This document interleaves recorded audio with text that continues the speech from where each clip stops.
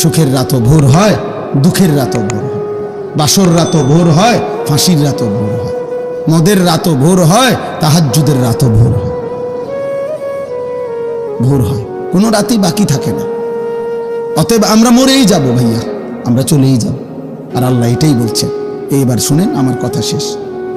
আল্লাহ তাআলা বলেন, ওয়াজাআত সাকরাতুল মাউতি বিল হক যালিকা মা কুনতা মিনহু তাহিদ। আল্লাহ বলছে, বান্দা শুনো, অচিরেই সত্য সত্যই একদিন মৃত্যুর যন্ত্রণা আসবেই আসবে, তোমাকে মৃত্যুবরণ করতেই হবে। যালিকা মা কুনতা মিনহু তাহিদ, এই মৃত্যুই সেই মৃত্যু যা থেকে তুমি বারবার পলায়ন করেছিলে। অনেকবার অসুস্থ হইছ, দৌড় দিয়া ডাক্তারের কাছে গেছ, ওষুধ আনছো, ভালো হয়ে গেছ। অনেকবার ছোটখাটো অ্যাক্সিডেন্ট হইছ, সেলাই করছো, ব্যান্ডেজ করছো, ওষুধ খাইছো, ভালো হয়ে গেছো। মানে তুমি কোনোবারই মরতে চাও নাই, প্রতিবারই সুস্থ হয়ে গেছো।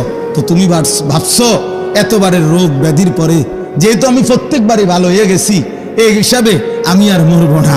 আল্লাহ বলে, না বান্দা, রোগ সুখ, মাথা ব্যথা, জ্বর, সর্দি, পেট ব্যথা, এগুলো না বারবার আসে, কিন্তু মৃত্যু তো বারবার আসে না।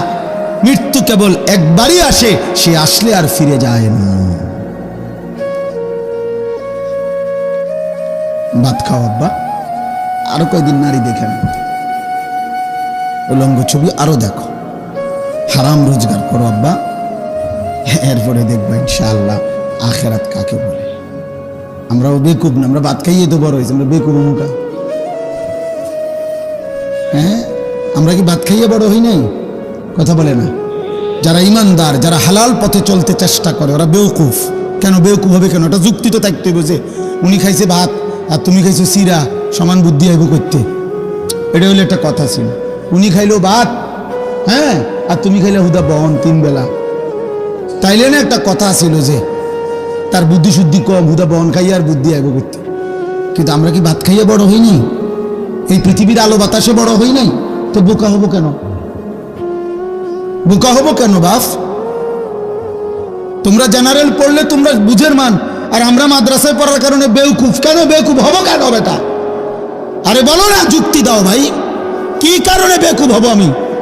বাংলা না পড়লে বোকা হয়, পদার্থবিজ্ঞান না পড়লে বোকা হয়, জীববিজ্ঞান না পড়লে বোকা হয়, রসায়ন বিজ্ঞান না পড়লে বোকা হয়। তো আল্লাহর কোরআন না জানলে কি হয় বেটা? রাসূলুল্লাহ সাল্লাল্লাহু আলাইহি সাল্লামের একটা সুন্নাহ যদি কেউ বলতে না পারে, তো তুমি কি তাইলে? আমি যদি পদার্থ আর জীববিজ্ঞান না পড়ার কারণে আমরা হুজুর যদি বেকুব হই, তো তুমি কি তা? তুমি মালিকের কোরআন জি পড়তে পারো না? তুমি যার জিব্বা তার কালাম দিয়ে পড়তে পারো না? তুমি যার চোখ তার কালাম জি দেখো না? চোখ দিছে কে? পদার্থ বিজ্ঞানওয়ালা, জীববিজ্ঞানওয়ালা কে? তো তুমি তার কালাম পড়তে পারো না কেন? আলাম নাজআল লাহু আইনাইন ওয়া লিসানাও ওয়া শাফাতাইন। আল্লাহ বলে, বান্দা আমি কি 2টা চোখ দেই নাই? আমি কি একটা জিহ্বা দেই নাই? আমি কি 2টা ঠোঁট দেই নাই? তাহলে এমন জিহ্বা, যেই জিহ্বা দিয়ে লক্ষ কোটি কথা বললা, আমার কালাম তাইলে পড়তে পারলা না কা? এটা কি আমার জিহ্বা না? এটা কি আমার দেওয়া চোখ না? আলাম নাজআলিল আরদা মিহাদা ওয়াল জিবালা আওতাদা ওয়া খালাকনাকুম আজওয়াজা। আল্লাহ বলে, বলো না বান্দা, আমি কি এই জমিন তোমার জন্য বিছিয়ে দেই নাই? আমি কি পাহাড়গুলো পেরেকের মতো বসিয়ে দেই নাই? আমি কি তোমাদেরকে জোড়ায় জোড়ায় নারী পুরুষে সৃষ্টি করি নাই? জাআলনা নাওমাকুম সুবাতা, আমি কি 2 চোখের ঘুম এনে দেই নাই? ওয়াজআলনাল লাইলা লিবাসা, আমি আল্লাহ কি অন্ধকার রাত্রিটাকে চাদর দিয়ে কালো ভাবে ঢেকে দেই নাই? ওয়াজআলনান নাহারা মাআশা, উপার্জন করার জন্য একটা প্রখর সূর্য তুলে আমি কি একটা ধবধবে ফর্সা দিন এনে দেই নাই? ওয়া বানাইনা ফাওকাকুম সাবআন শিদাদা, মাথার উপরে 7টা আসমান আমি কি স্থাপন করি নাই? এত কিছুর বিনিময়ে আমি কি একটা সেজদা পাই না?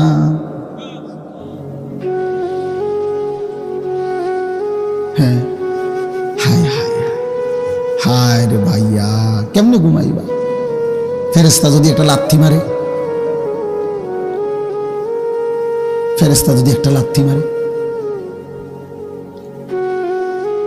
দুনিয়ার অপরাধীকেও তো মাঝে মাঝে পুলিশ ধরলে ধাক্কা মারে না? তো মালিকের ফেরেশতা যদি একটা লাথি মারে যে নাফরমান উঠ, সেজদা দে এখন। আল্লাহ কোরআনে ওয়াদা দিছেন যে বান্দা আমি চাইলে কিন্তু নগদ দুনিয়ায় হিসাব নিতে পারতাম, আমি পারতাম বান্দা। মা তারাকা আলা যাহরিহা মিন দাব্বা, আল্লাহ বলে যদি একদিনের পাপের শাস্তি আমি দিতাম, 1 ঘন্টার একবারের পাপের, তাহলে জমিনের উপরে কেউ ঘাড় সোজা করে, পিঠ সোজা করে আর হাঁটতে পারত না। যদি ফেরেশতা ঘাড় চাইয়া একটা থাপ্পড় দিত, আর কোনোদিন ঘাড় সোজা হইত না। আর নাফরমান পাপী, তাফসীরের মধ্যে আছে মৃত্যু যন্ত্রণা যখন শুরু হবে, খোদার কসম 900 বছরও যদি কেউ পৃথিবীতে সুখ আর আনন্দ উল্লাসে কাটায়, 1 সেকেন্ড কোনোদিন 1 ফোঁটা চোখের পানি পড়ে নাই, একটা হাসি কাশিও দেয় নাই, একটা সুতার একটা কাঁটার সুইয়ের আঘাতও লাগে নাই, 900 বছর কিন্তু আল্লাহর নাফরমানি করে কাটাইছে। খোদার কসম তাফসীরের মধ্যে লিখছে মৃত্যু যন্ত্রণার 1 সেকেন্ডে 900 বছরের সুখ আর আনন্দ বেঈমান নাফরমান ভুলে যাবে, আর কোনোদিন তার মনেও পড়বে না সে কোনোদিন সুখী ছিল, সে কোনোদিন হাসছিল। তাফসীরে আছে, হাদিসে আছে। আল্লাহ জিজ্ঞেস করবেন আমার বান্দা বাকিটা হায়াত পিছনে কেমন কাটাইলা? তো ওই নাফরমান পাপী বলবে রব আমি জীবনে কোনোদিন সুখ দেখিনি। চালাক ভাইবেন না বাবা, আমিও না আপনিও না, জওয়ান ভাই তোমরাও না, নিজেরে খুব চালাক মনে করো না। আব্বা তুমি চালাক না, মূলত তুমি বাঁধন হারা, অর্থাৎ তুমি দুর্ভাগা।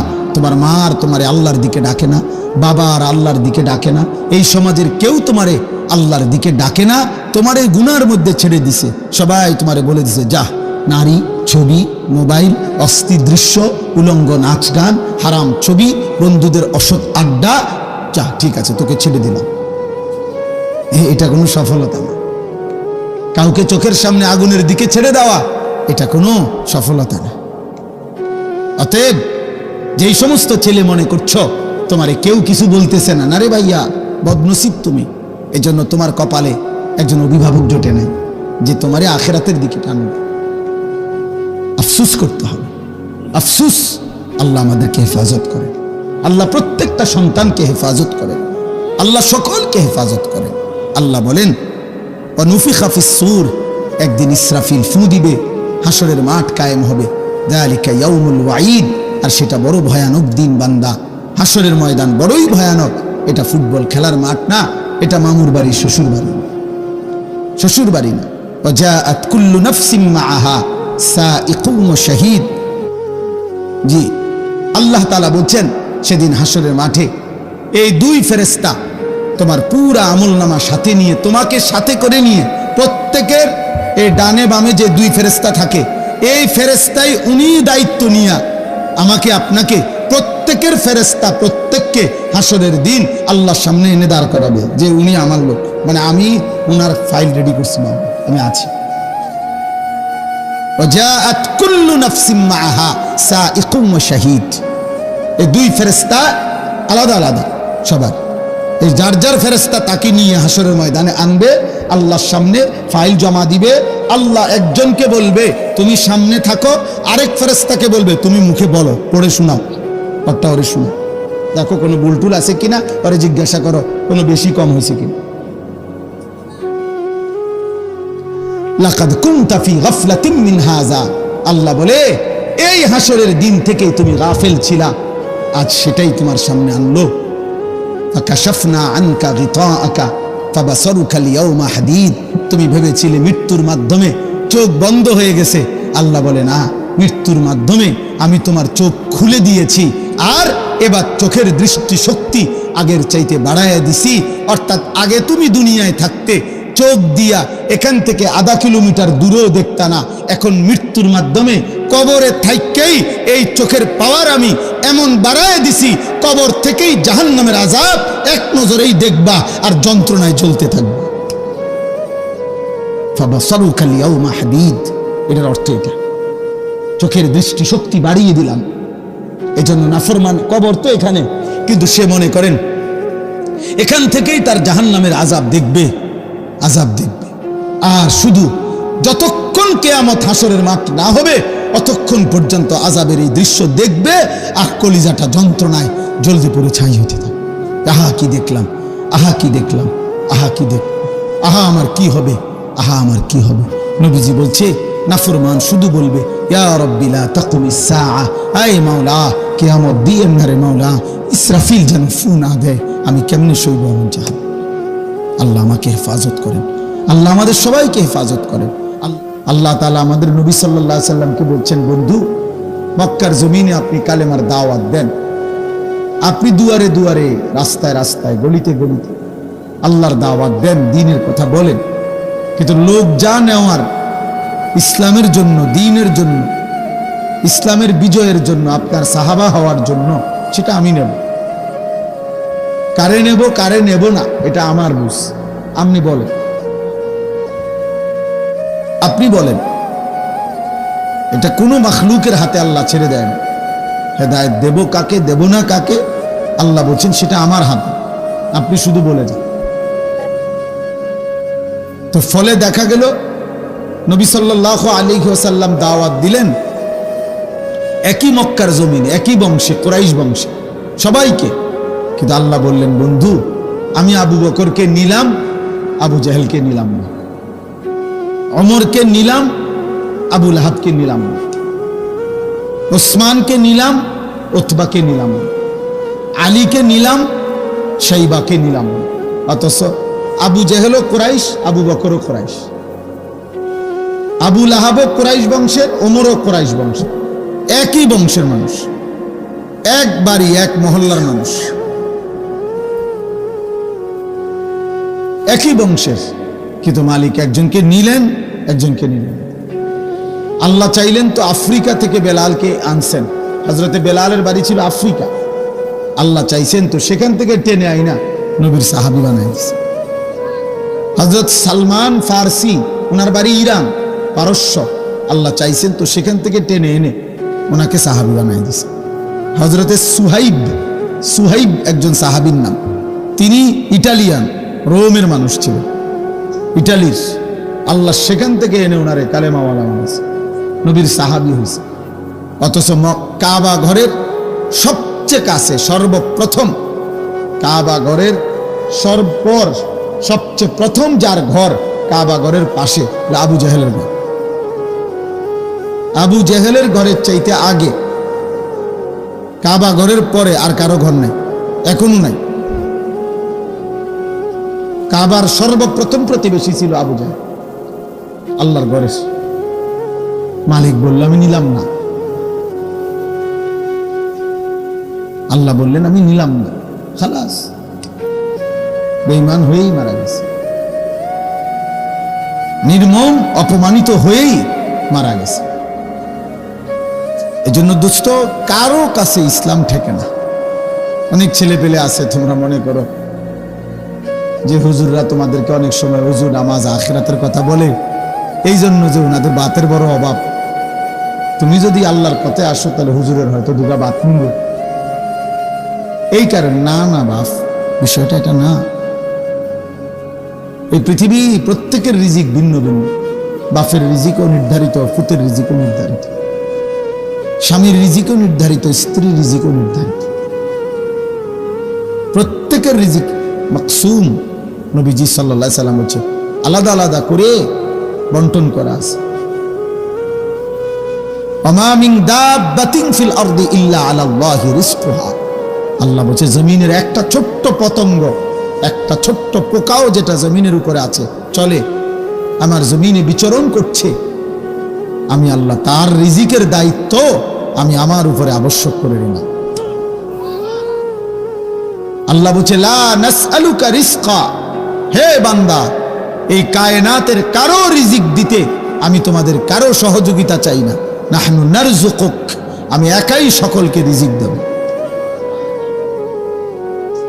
আল্লাহ বলছেন ওয়া ইম মিন শাইইন ইল্লা ইনদানা খাযাইনু, আমি আল্লাহ সেই আল্লাহ যার কাছে এই কায়নাতের সমস্ত নিয়ামত সবকিছুই ভান্ডারে ভান্ডারে, খাজানা খাজানা ভরা, ভান্ডারে ভান্ডারে আছে। ওমা নুনাজ্জিলুহু ইল্লা বিকাদারিন মা'লুম, তবে আমি সবকিছু একসাথে নাজিল করি না, পরিমাণ মতো করে আমি জমিনে নাম। সব ভাত এক লগে দিয়ে লাইলে হইতো না, সব আলু এক বছরে দিয়ে লাইলে হবে না। 30 বছরের আলু এ বছর দিয়ে লাইলে এটি তুইবাকো, কথা বলে না। মুর্শিদ মিয়া বুদ্ধি দেন কেমন, কই তুই আলু, কিন্তু আলু গেছে এই জন্য বুঝে গেলাম। তাইলে সম্ভব এটা? এই জন্য আল্লাহ বলছে ওয়া মা নুনাজ্জিলুহু ইল্লা বিকাদারিন মা'লুম, বান্দা আমি হিসাব করে করে নাজিল। ইন্না কুল্লা শাইইন খালাকনাহু বিকাদার, আল্লাহ বলছেন আমি সব কিছু সৃষ্টি করেছি পরিমাণ মতো, হিসাব করে। এজন্য পপুলেশন থিওরি মূল থিওরি, জনসংখ্যা বৃদ্ধি কোন পৃথিবীতে সমস্যা, এই থিওরি যেই মেলথাস দিয়েছে অভুয়া, মুশরিক, বেঈমান, পাগল, মাতাল। কোনো কালে কোন যুগে পৃথিবীতে জনসংখ্যা বৃদ্ধি হওয়া এটা কোনো সমস্যা হইতেই পারে না। জনসংখ্যা বৃদ্ধি হয় না, জনসংখ্যা কখনোই বৃদ্ধি হয় না কোনো জায়গাতে। আল্লাহ বলছেন আমি সব কিছু সৃষ্টি করেছি পরিমাণ মতো করে, বৃদ্ধি হবে কেন? তুমি জন্ম দেখছো তো মৃত্যু দেখো না? তুমি বাচ্চা জন্মের মিষ্টি খাইছো, কারো জানাজা পড়ো না, তো তুমি বুঝো না মানুষ মরে? তুমি বুঝো না আমি সিস্টেমেছি? তোমার দাদার 14 পুরুষ আগের এবারও যদি এখন পৃথিবীতে থাকতো, তুমিও থাকতা, তো এই না ফেস লাগিয়ে গেল। তারে কি রে খাইছে রে, নূহ নবীর জামানার লোকও রইয়া গেল, আমরা নবীর জামানার লোকও রয়ে গেল। হায় হায় হায়, তো একটা পাও ফাইলবার জায়গা না এমন। ইন্না কুল্লা শাইইন খালাকনাহু বিকাদার, আল্লাহ বলেন আমি সব কিছু পরিমাণ মতো করে, হিসাব করে করে আমি সৃষ্টি করেছি।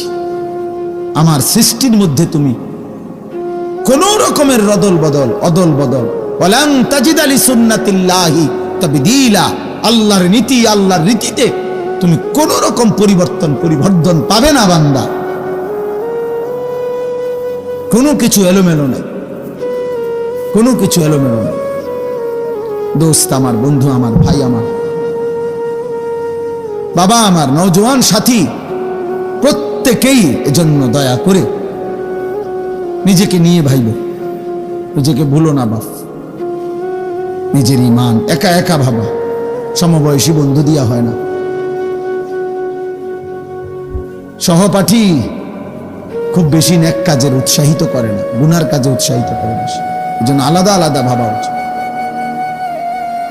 প্রত্যেকে, যে আখের আমি কোথায় যাব, আসলেই শেষ পর্যন্ত আমার কি হবে, আমি যা করছি এটাই কাজ নাকি আমার অন্য কোনো কাজ আছে, আমাকে কি কেউ সৃষ্টি করেছেন নাকি আমি হঠাৎ করে মাটির থেকে বের হয়েছি অথবা আসমান থেকে পড়ছি। যিনি সৃষ্টি করেছেন, যদি কেউ আমাকে সৃষ্টি করে থাকেন, তিনি কি কোনো উদ্দেশ্য নেই? একটা মাটির পাতিল যে বানায় কুমার, মাটির পাতিল, তার কি কোনো উদ্দেশ্য নাই? কথা কয় না? এত বড় সুন্দর সৃষ্টি আল্লাহ তাআলা সৃষ্টি করলেন। আল্লাহ বলছে লাকাদ খালাকনাল ইনসানা ফি আহসানি তাকওয়িম। 4টা কসম করে আল্লাহ বলছে বান্দা, 4 বার কসম করছে আল্লাহ, কসম বান্দা আমি 4 বার কসম করে বলছি, আমি মানুষকে সবচেয়ে সুন্দর করে সৃষ্টি করেছি,